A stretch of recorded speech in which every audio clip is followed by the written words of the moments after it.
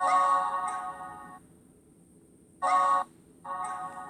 chemical change is a change that occurs when the particles that make up two or more substances are rearranged to form a new substance.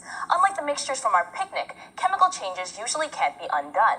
Let's observe an example of a chemical change. Observe, people. We're not trying this at home. When we observe a lit match, we see that the match burns. As it burns, it changes into burned wood and ash. We can't change this ash back into a match, so burning is an example of a chemical change that can't be undone. But wait, there's more. Chemical changes often make matter change color, like the blackened remains of the match. Sometimes chemical changes make smells, or release light or gases, and lots of chemical changes require either the giving off or taking in of heat. A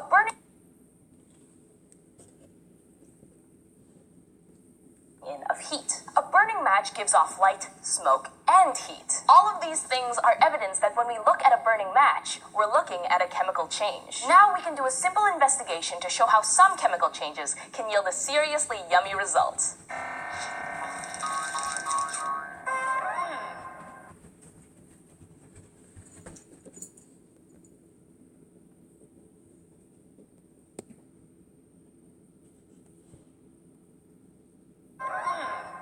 When we mix the ingredients of a cake, we're mixing together different kinds of matter. Say you have flour, sugar, milk, and eggs. When you put them in a bowl and stir, you're mixing several different substances together to make cake batter. And when you pop this mixture into the oven, after a short time, you have a new substance, cake. Now, before you eat it, let's check this science cake for evidence of a chemical change. Did the reaction give off or take heat?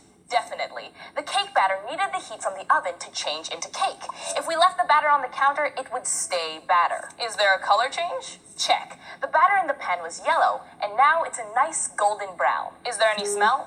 Well, if you've never been in a bakery or some grandma's kitchen or just never smelled a cake baking, then I feel bad for you, because it smells amazing. Were any gases released? Let's look at our cake before and after. Before, we have a wet, gooey batter. After, we have a nice, fluffy cake. As the cake was in the oven, some of its ingredients released carbon dioxide gas. We can see evidence of carbon dioxide when we cut the finished product. All those little holes in the spongy-looking cake are caused by this gas. Our last piece of evidence that we've witnessed a chemical change? This change can't be undone. For example, we can't get the water we put into the batter back out of this cake, even if we were to squeeze it really hard.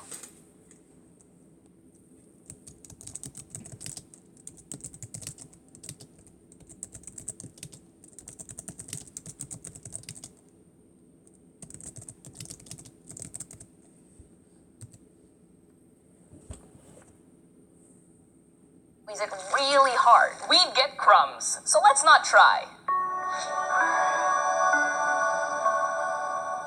So, a chemical change is a change that occurs when the particles that make up two or more substances are rearranged to form a new substance. Most of the time, chemical changes can't be undone, and we can tell they're occurring by observing them and noting things like changes in color, release of smell or light, and whether they take in or give off heat. All in all, I'd say that sniffing out chemical changes can be a piece of cake.